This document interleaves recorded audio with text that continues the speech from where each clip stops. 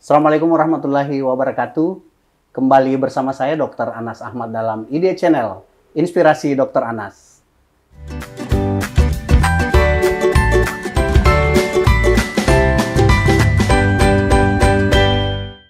Sahabat IDEA, kali ini kita akan bicara tentang kesehatan hewan. Ini sekaitan dengan menjelang Hari Raya Idul Kurban. Alhamdulillah pada kesempatan ini saya sudah kehadiran seorang narasumber yang luar biasa yang memang bergelut pada dunia hewan. Beliau adalah Dokter Hewan Aceng Rosadas. Assalamualaikum, dokter. Waalaikumsalam. Iya, dipanggil Dokter Aceng ya, lebih akrab ya, Dok ya. Silakan. Iya. Baik, Dokter Aceng, kita langsung saja. Sekarang ini kita tahu bahwa menjelang Idul Kurban tiba-tiba merebak ya penyakit hewan yang disebut dengan penyakit PMK. Boleh tahu enggak, Dokter Aceng, apa itu PMK? PMK memang sekarang muncul di Indonesia. Ya. Padahal sebelumnya penyakit PMK atau penyakit mulut dan kuku ya, yang terjadi pada hewan berkuku dua. Ya. Itu Terjadi pada hewan yang berkuku dua. Nah, yang berkuku dua ya. itu bisa menyerang sapi, Iya. menyerang kambing, Kambing, domba, ya. babi. Ya. Ini ya kalau di Tanah Suci mungkin unta. Unta ya. Ya, itu masih Iya. termasuk Ya. hewan yang peka terhadap penyakit PMK. Ini masuk dalam hewan-hewan kurban semua berarti? Iya. Kecuali babi Kecuali tadi ya? babi tadi satu, tapi yang umum di Indonesia tadi sapi, kambing, domba itu adalah Iya. hewan-hewan vital untuk kegiatan ibadahnya orang Islam, Iya, iya, Muslim. Nah, ini penyakit PMK atau mulut dan kuku, foot-on disease. Iya. Ini terjadi ya, termasuk tadi saya katakan bahwa penyakit yang tidak ada di Indonesia. Sebelumnya tidak ada di Indonesia. Pernah ada di Indonesia itu tahun 90 kita itu sudah dinyatakan bebas. Tahun 90-an ya, bebas dari PMK. Tahun 90 itu kita sudah dinyatakan bebas oleh OIE, Iya. Organisasi Kesehatan Hewan Sedunia. Nah, itu. Jadi diakui. Nah, ini baru muncul pada tahun 2022 ini. Ya. Ini memang, dan munculnya itu betul-betul sangat cepat sekali. Cepat ya? Karena memang penyakit ini ya, yang penyebabnya adalah virus. Virus ya? Virus golongan daripada famili Aptoepizootica, ya. Picornaviridae. Iya. Picornaviridae ya? Ini. Iya. Apakah ini masuk kategori pandemi di kalangan hewan? Ya, termasuk ini hewan penyakit yang baru muncul lagi di Indonesia ya. Negara-negara yang termasuk yang ada itu sampai saat ini itu kan India, termasuk negara kita Malaysia. Ya. Ini memang kita kecolongan ini. Kecolongan. Nggak tahu mulai masuknya dari mana gitu. Tiba-tiba muncul di daerah Jawa kan. Iya. Jadi pertama kali masuk di Indonesia itu di daerah Jawa munculnya ya. Muncul. Ini nggak tahu lewat mana. Gitu. Kan sudah banyak penelitian-penelitian, kita tetap di kalau pemerintah itu punya lab BPPET itu yang BPPET ya. BPPET, BPPET, BPPET. Nah, itu yang pernah ngambil sampel-sampel ya, tidak pernah muncul gitu. Di Sulawesi Selatan sudah ada belum kasusnya, Dokter Aceng? Kasusnya di Sulawesi Selatan alhamdulillah belum ada muncul. Gitu. Mudah-mudahan ini kita aman terus. Mudah-mudahan. Tapi kita sudah Makassar ini, Sulawesi Selatan termasuk banyak ternak yang masuk ke sini. Walaupun sebenarnya kita dibilang gudang ternak, tetapi tetap kita itu saya lihat masuk untuk kambing yang peka terhadap penyakit ini, sapi ya, kadang-kadang kerbau, tapi yang paling banyak situ sapi dan kambing. Itu yang dari daerah NTT, NTB. Tapi alhamdulillah ini NTT itu belum ada masuk penyakit PMK ini. Yang masuk adalah mulai dari NTB, di Bali, di Jawa udah hampir seluruhnya, Jakarta, Jawa Barat, Jawa Tengah, Jawa Timur, Banten itu masuk, Sumatera sudah hampir masuk semua, dan kita juga di Kalimantan, Kalimantan Barat, Kalimantan Tengah, Kalimantan yang alhamdulillah itu yang sering lalu lintas kita antara Makassar dengan Kalimantan itu, Balikpapan belum muncul. Gitu. Belum ya. Nah, Dokter Aceng, apakah penyakit PMK ini berbahaya? Penyakit PMK ini penyebabnya virus itu paling pekanya itu tadi di hewan yang tadi, ya. Iya. Tapi tidak termasuk penyakit zoonosis atau yang bisa menular ke manusia. Hanya menular pada hewan yang tadi yang saya sebutkan, dan sifatnya itu peka sekali dan tingkat kesakitannya tinggi, bisa sampai 100% di satu lokasi itu. Jadi tingkat penularannya sangat tinggi, kemudian cepat menyerang komunitas hewan, tetapi penyakit ini tidak menular ke manusia. Tidak menular ke manusia. Berarti tidak bahaya berarti ya kalau kita mengkonsumsi. Kalau dari tadi ya tidak menyebabkan sakit ke manusia, tidak berbahaya, tetapi ini menyebabkan kerugiannya itu pada para peternak. Gitu. Karena memang tadi angka kesakitannya tinggi, itu, tapi sebenarnya angka kematiannya itu rendah. Angka kematian rendah ya? Rendah. Iya. Jadi karena mortalitasnya rendah, morbiditasnya tinggi. Ya. Ini menyebabkan pada ada waktu sebentar saja, ya masa inkubasinya tadi 1 sampai 14 hari. Cepat sekali itu menyebabkan ternak itu drop betul-betul. Ya. Apalagi kalau gejala klinisnya sudah sudah muncul, itu menyebabkan ternak itu kesulitan makan. Gitu. Kan itu yang menyebabkan tingkat daya tahan tubuh rendah, sehingga itu yang menyebabkan kematian. Kematian ya. Sebenarnya kalau virusnya saja kita bisa obati cepat. Dengan daya tahan tubuh hewan yang kuat itu bisa melawan infeksi virus. Barangkali supaya ada pengenalan barangkali kepada masyarakat ya untuk penyakit PMK ini ya. Gejala-gejalanya pada ternak sapi ya. Jadi jelas gejala umum itu kalau mulai muncul gejala klinis biasanya hewan mulai loyo, lemas ya. Tingkat kemudian ada demam ya. Hewan demam juga. Ada demam. Itu gimana cara ngukurnya? Ya jelas kalau secara biasa kita bisa merasakan karena suhunya kan hampir sama dengan kita. Sama dengan manusia ya, diraba dengan tangan. Kalau kita coba raba itu ada perubahan gitu, demamnya terasa gitu. Apalagi kalau kita pakai alat termometer. Kalau kita menggunakan termometer itu kategori demam untuk hewan itu di angka berapa? Di angka 38, 39, 41 sudah. Itu sudah masuk kategori demam. Iya. Gitu.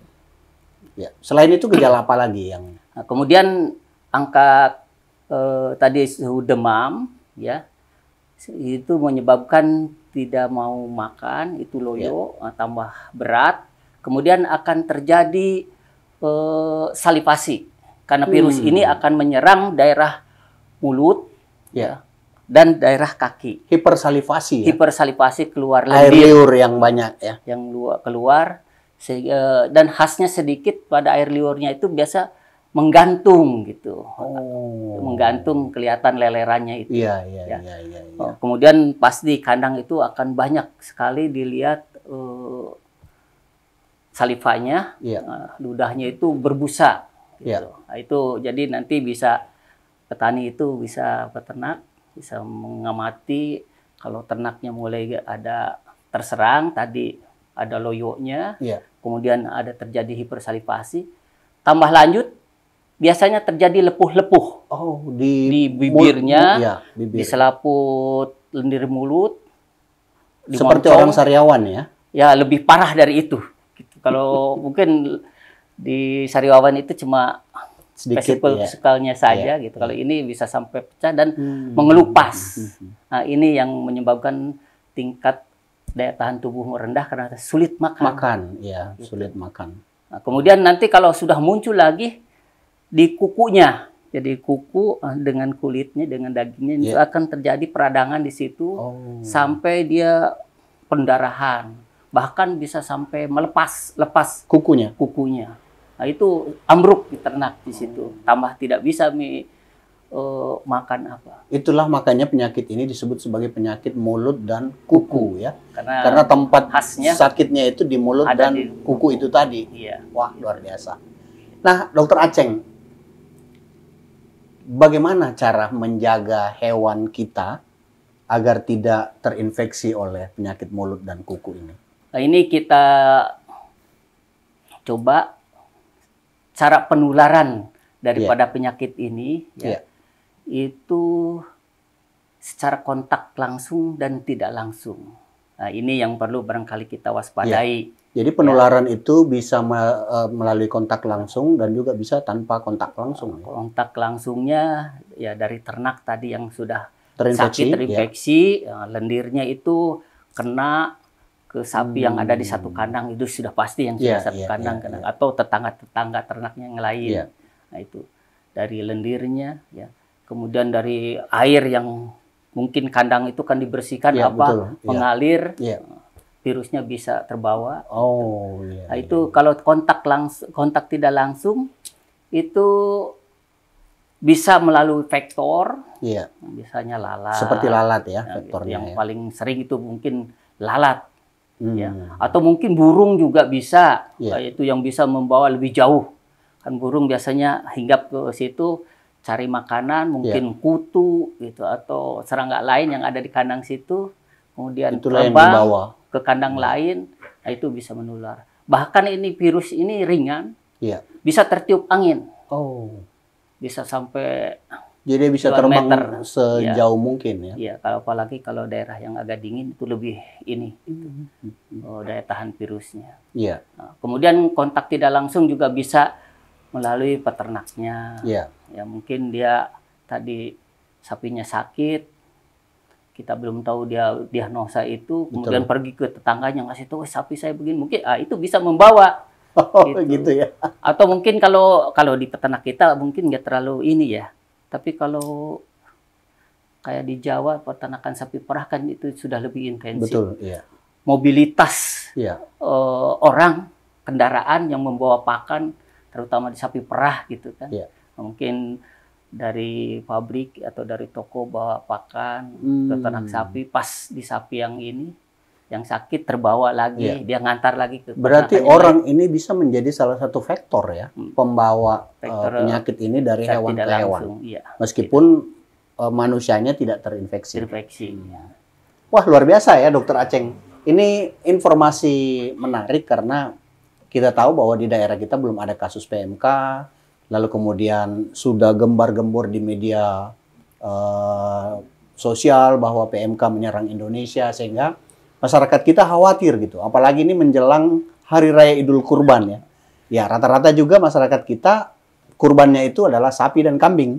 Sementara sapi dan kambing ini adalah hewan yang banyak terinfeksi oleh PMK. Nah, Dokter Aceng, bagaimana cara menilai hewan yang sehat, yang layak untuk digunakan sebagai hewan kurban gitu?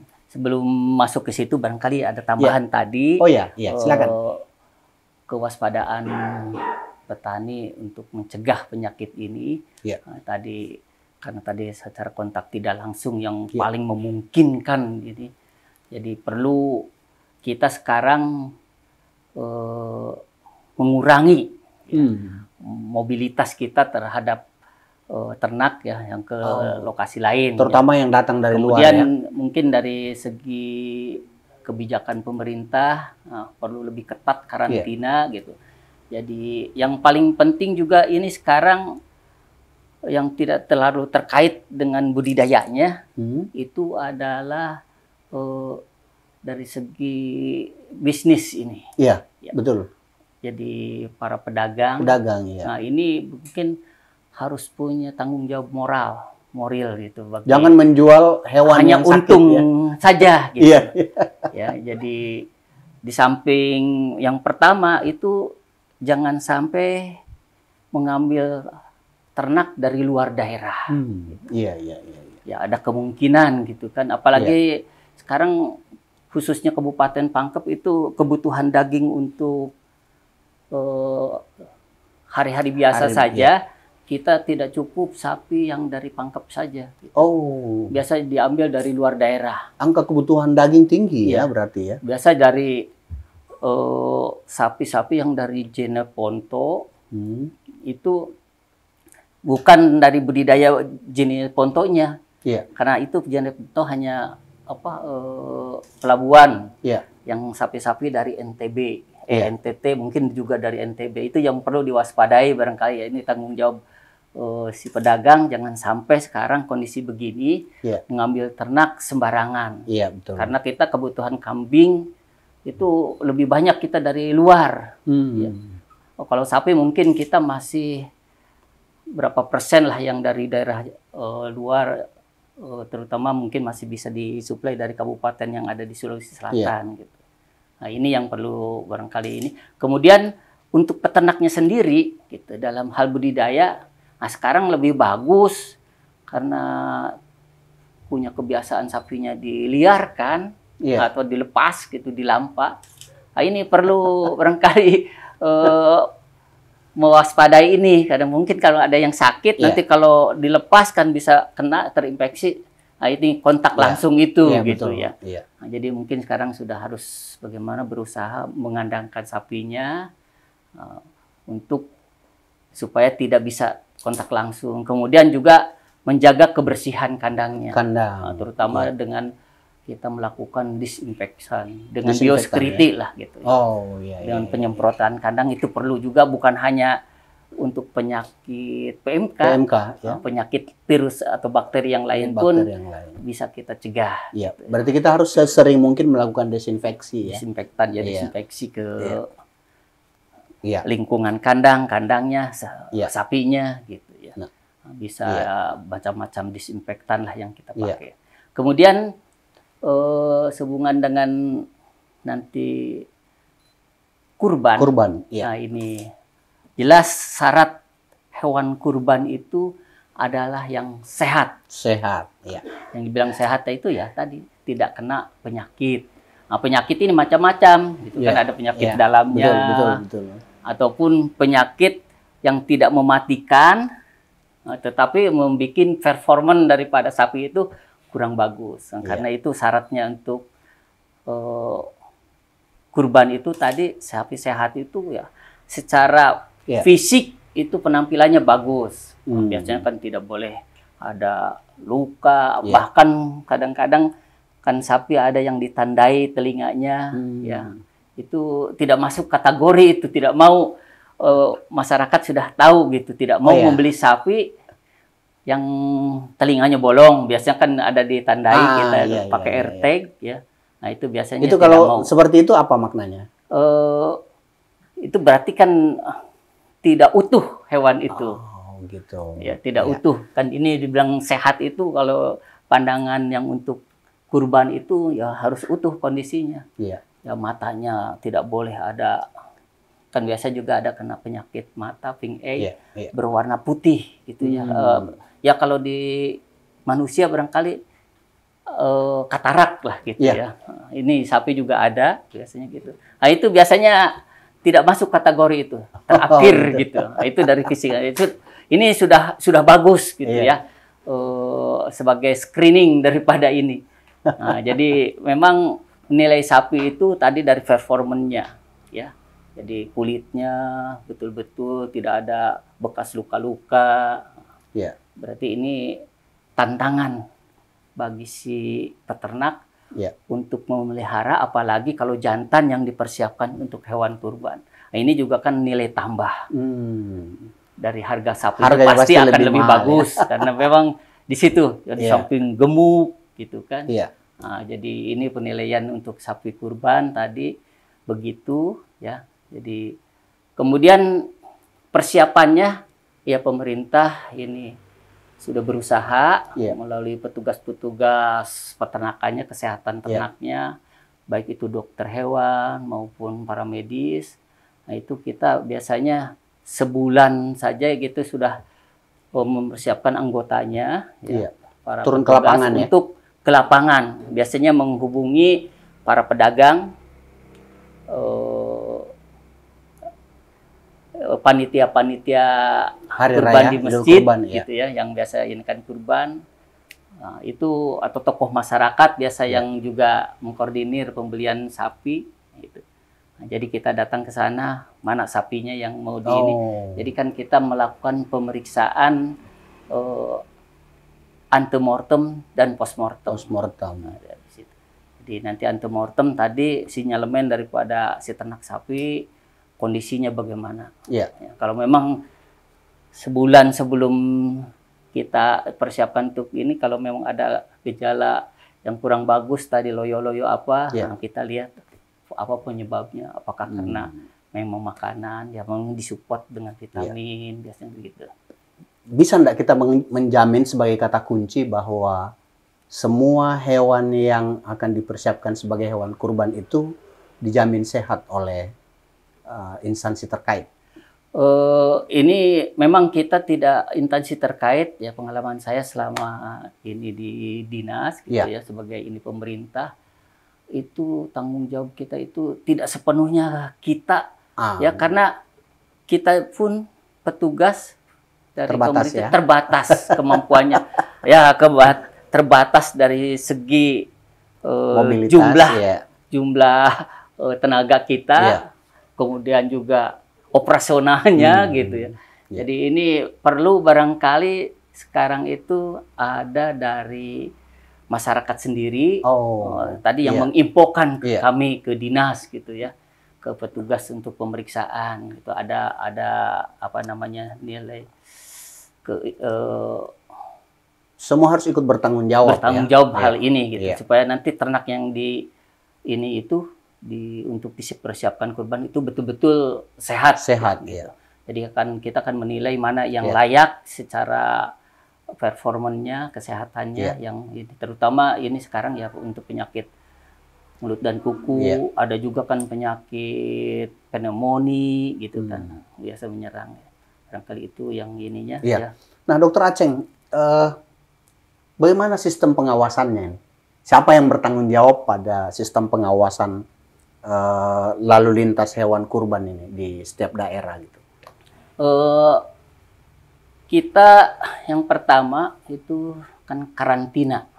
Balai karantina ya? Balai karantina pertanian, di dalamnya ada untuk karantina ternak, peternakan, dan karantina pertanian untuk komoditi pertanian gitu ya. Karantina peternakan itu kan biasanya yang pusat itu ditempatkan di daerah-daerah tempat keluar masuk ternak, di pelabuhan, di pelabuhan, di bandara, gitu. Ya terutama kalau untuk ternak mungkin di pelabuhan-pelabuhan masuk. Nah, ini yang kesulitannya, yang pertama ini juga sama karantina, kan banyak pelabuhan-pelabuhan yang sebutnya jalan tikus lah. Gitu. Nah, ini juga yang tidak susah bisa dipantau ya. Susah dipantau karena ada tidak petugas. Nah, ini untuk yang dari luar. Ya pengawasan berikutnya itu antar daerah, antar kabupaten. Nah, itu ada namanya pos-pos checkpoint gitu ya. Jadi ada di situ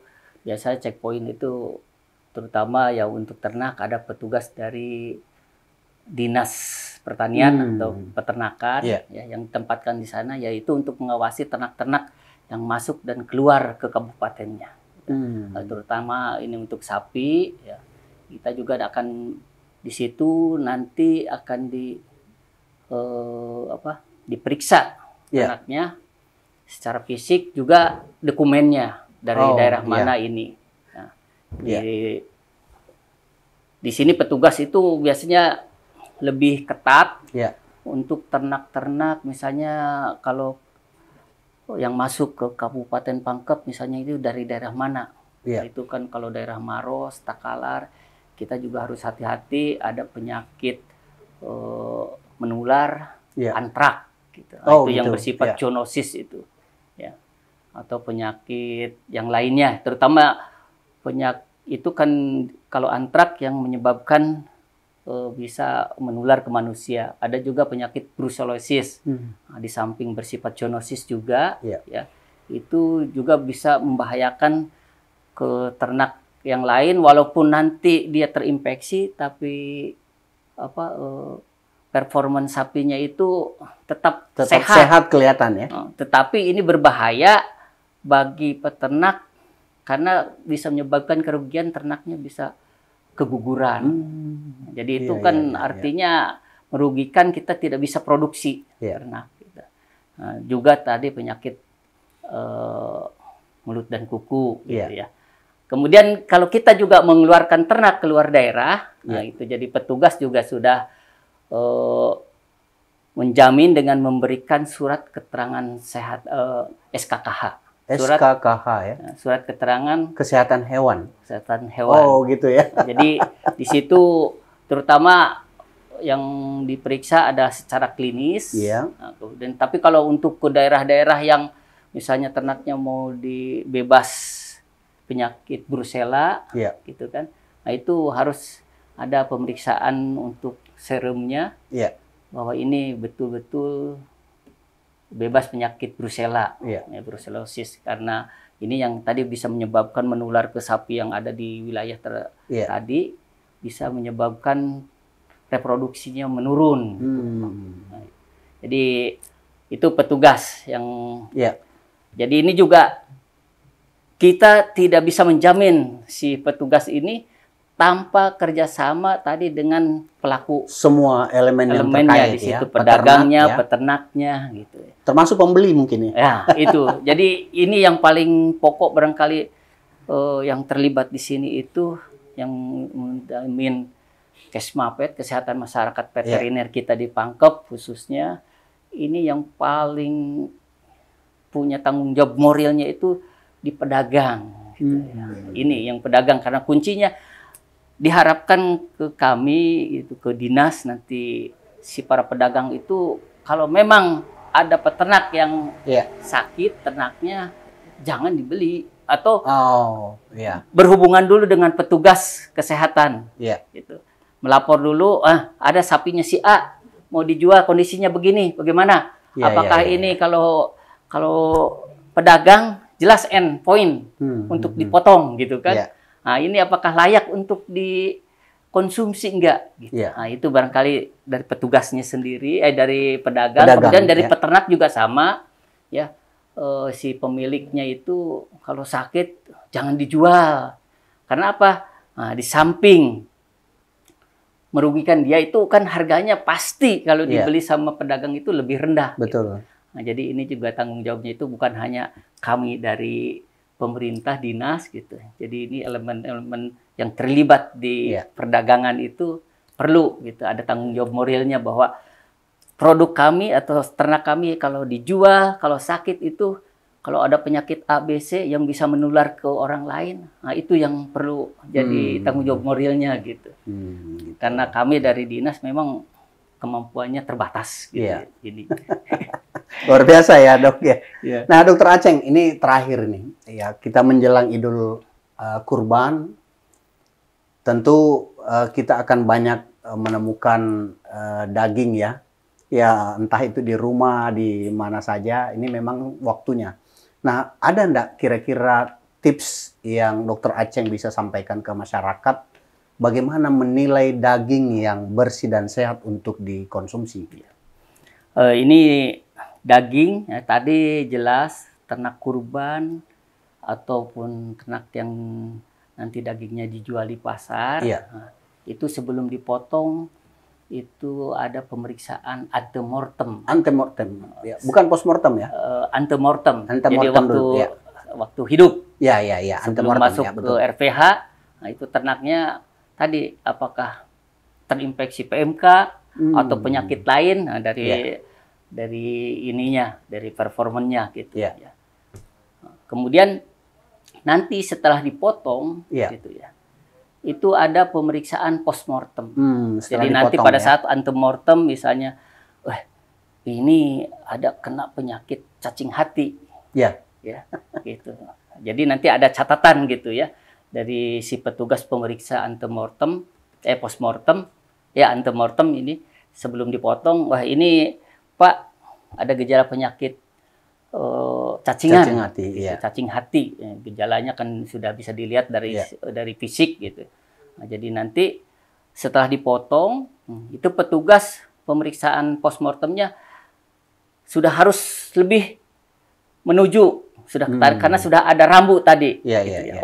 Kalau penyakit cacing hati itu biasanya dia bersarang di hati. Nah, jadi nanti pemeriksaan kita fokuskan di samping tadi yang lain ada prosedurnya kita periksa daging itu kalau dipotong mana dulu. Nah, kemudian ada karena tadi antemortem sudah ada sinyal ke sini, jadi kita sudah harus lebih intensif memeriksa hatinya. Nah, biasanya kan hatinya itu menjadi keras, ya. Apa di sini kalau masih waktu ininya masih klinis gitu ya, mungkin cacing hatinya masih banyak di hati, jadi di saluran empedunya di dalam hati. Nah itu perlu kita melakukan penyortiran. Apakah itu disortir? Kalau memang sudah positif, banyak sekali satu ini ya dipotong, dibuang. Tapi kalau memang kondisinya masih bagus, kita bisa sortir.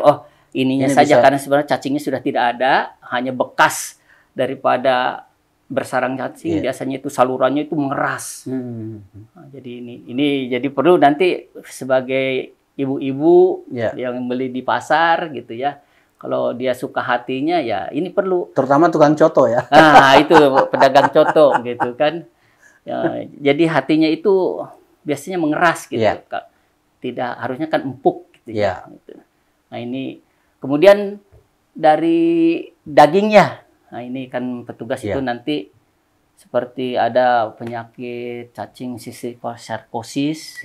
Itu biasa juga kan kalau dari segi fisik itu mungkin tidak dilihat gitu waktu hidup. Tapi pas pemeriksaan daging, nah, biasanya dia bersarang di daging-dagingnya, di otot jantung, di otot paha, sama banyak itu. Jadi ibu-ibu juga nanti kalau membeli daging nah, di pasar, jadi kita perlu jangan ditunjuk saja. Saya yang itu. Di samping kita dari segi performon ya, tadi tergantung juga jenis ternaknya, gitu kan. Kalau sapi biasanya dari penampilannya itu dagingnya itu merah jernih, gitu merah jernih ya, merah cerah ya, merah cerah gitu ya. Kemudian serat-seratnya kelihatan halus gitu ya. Nah itu biasanya begitu. Jangan sampai nanti kelihatan dagingnya itu kusam atau kehitaman gitu kan. Apalagi kalau sudah ada bau busuknya gitu ya. Nah, ini. Itu sebaiknya jangan dibeli. Ya itu. Karena kalau sudah terlanjur dibeli jangan dikonsumsi. Ya itu. Jadi dari perform. Kemudian kalau dipegang juga begitu. Nanti ya biar kita pijit-pijit lah gitu. Ditekan-tekan. Tadi kalau mau beli hati bagaimana empuk. Dia harus empuk gitu. ya. Kemudian daging juga nanti bagaimana. Ini kan kadang-kadang mungkin ada bekas luka gitu kan. Jadi mengeras gitu kan. Itu secara layaknya itu kan nggak layak gitu dikonsumsi. Seperti tadi cacing yang menyerang hati itu kan biasanya hatinya itu tidak layak dikonsumsi gitu ya. Jadi ini barangkali yang paling pokok lah. Kita melihat kondisi dagingnya itu begitu. Jadi yang sehat itu ya penampilan dagingnya itu kalau di kerbau, biasanya daging kerbau itu agak pucat gitu ya. Pucat, seratnya agak kasar-kasar dilihat gitu. Nah, ini kadang-kadang si penjual itu tidak jujur. Oh gitu. Ya. Bahwa ini kadang-kadang dibilang dia potong kuda, dibilang sapi. Gitu. Jadi kita juga bisa, kuda juga biasanya dagingnya itu seratnya itu lebih kasar. Kemudian dagingnya agak gelap gitu. Yang warnanya warna gelap, merah gelap gitu. Barangkali ini yang nanti kalau kurban juga nanti begitu ya. Jadi mudah-mudahan karena keterbatasan petugas dan pelaksanaannya itu serentak. Betul. Itu yang menyulitkan Iya. petugas kita untuk mengontrol pada saat postmortemnya gitu, pemeriksaan mungkin hanya yang daerah-daerah yang dekat gitu, yang bisa dijangkau, yang jauh tidak. Jadi mungkin dengan penjelasan ini nanti para pemotong yang akan membagikan ternak daging gitu pada saat kurban, hal-hal ini perlu juga diketahui ya, supaya nanti ini nggak layak dimakan, buang saja gitu, diakhir daripada diberikan ke orang lain justru menyebabkan penyakit misalnya. Tapi untuk kebutuhan daging sehari-hari itu pemantauannya kan bisa di rumah pemotongan hewan ya. Iya, kalau untuk di luar Idul Adha kurban itu kita coba, walaupun dia kan kita utamanya di RPH, ada petugas, kadang-kadang ada pemotong yang punya TPH, tapi sudah ada petugas biasa juga yang memantau di sana. Baik, terima kasih Dokter Aceng, ini menarik sekali, luar biasa. Ada banyak informasi yang dapat kita jadikan pengetahuan kepada masyarakat. Yang pertama yang saya tangkap bahwa penyakit mulut dan kuku ini tidak menular ke manusia, tetapi dia bersifat zoonosis ya. Tidak bersifat zoonosis. Tidak bersifat zoonosis ya. Dia menular dari hewan ke hewan ya. Tidak menular dari hewan ke manusia. Kemudian yang kedua, bahwa pemerintah tetap bertanggung jawab pada pengawasan lalu lintas ternak ya, sehingga hampir dikatakan bahwa hewan-hewan yang berada di ternak-ternak yang ada di pasaran itu terpantau dengan baik kesehatannya oleh pemerintah, dalam hal ini petugas atau dinas-dinas yang terkait. Nah, tadi yang paling penting yang Dokter Aceng sampaikan adalah tentang bagaimana memilih daging yang bersih dan sehat untuk dikonsumsi dari aspek warna, kemudian dari aspek konsistensi ya. Sehingga saran ini buat ibu-ibu yang ke pasar beli daging, jangan hanya main tunjuk-tunjuk kata Dokter Aceng tadi, tetapi paling tidak perhatikan warnanya, perhatikan seratnya, dan bila perlu diraba dagingnya. Ya. Kalau dia benar-benar kita yakin bahwa itu adalah bersih dan sehat, maka silakan dibeli dan dikonsumsi. Demikian juga dengan para pemotong hewan kurban nanti ya Dokter Aceng ya. Begitu melihat ada tanda-tanda daging yang kurang bagus, kurang baik seperti yang sudah dijelaskan tadi, maka sebaiknya disimpan, tidak untuk dibagikan ke masyarakat. Bisa ditambahkan. Ada yang mau ditambahkan Dokter Aceng, silakan. Barangkali ini sama untuk kita yang mengkonsumsi daging, ibu-ibu yang menangani daging yang mau dimasak. Ini yang penting juga kalau membeli daging, sudah sampai rumah, kalau mau disimpan langsung di freezer. Oh, gitu ya. Di freezer ya. Dibekukan. Nah, itu bisa menonaktifkan si bakteri. Si bakteri, baik bakteri yang menyebabkan penyakit seperti PMK itu, virusnya gitu ya. Kemudian kalau memang mau dikonsumsi, dimasak, itu sebaiknya daging itu kalau sekarang dengan adanya wabah PMK, nah itu juga ibu-ibu harus punya sedikit tanggung jawab moral supaya tidak menyebar gitu ya. Itu si daging itu jangan dicuci. Oh, sebaiknya jangan dicuci, karena kalau dicuci si virus ini yang ada di daging ke air bisa mengalir ke air dan terbawa, bisa menular ke lokasi lain gitu. Nah, sebaiknya langsung saja rebus. Oh gitu. Direbus dengan mendidih selama 30 menit. Di air mendidih selama 30 menit ya. Jadi biarkan dia bergelembung selama 30 menit. 30 menit ya. Jadi itu akan mematikan virus dan bakteri yang ada ya. Terutama sekarang misalnya di PMK yang ya alhamdulillah wilayah kita tidak ini, tapi lebih bagus kalau SOP ini kita mencegah, kita pakai. Iya. Baik, terima kasih Dokter Aceng, ini informasi yang sangat berharga. Mudah-mudahan ini jadi bekal pengetahuan kita semua, bukan hanya ibu-ibu yang ada di rumah, dalam rangka menghadapi Hari Raya Kurban 1434 Hijriah pada tahun 2022. Demikian ID Channel bersama saya Dr. Anas Ahmad. Wassalamualaikum warahmatullahi wabarakatuh. Waalaikumsalam.